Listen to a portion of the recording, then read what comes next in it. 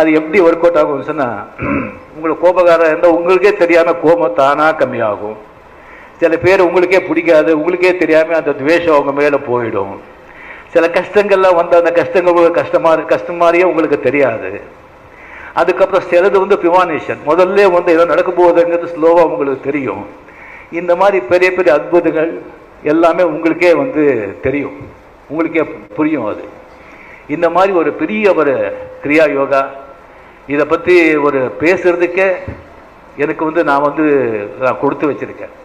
இதனால் வந்து என்னுடைய புகழ், இதனால் ஏதாவது வந்து ஜனங்களை போய் சேருதுன்னு சொன்னால நான் செஞ்ச இந்த ஜென்மத்தில் வந்து மிகப்பெரிய நான் புண்ணியான்னு நினைக்கிறேன்.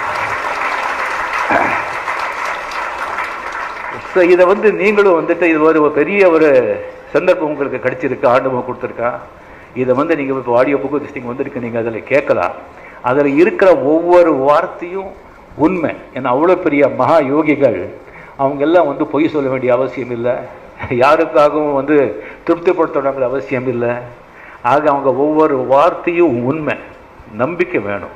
நம்பிக்கை வச்சு நீங்கள் இதை ப்ராக்டிஸ் பண்ணால் நீங்கள் வந்து அந்த கடவுளை அடையிறீங்க.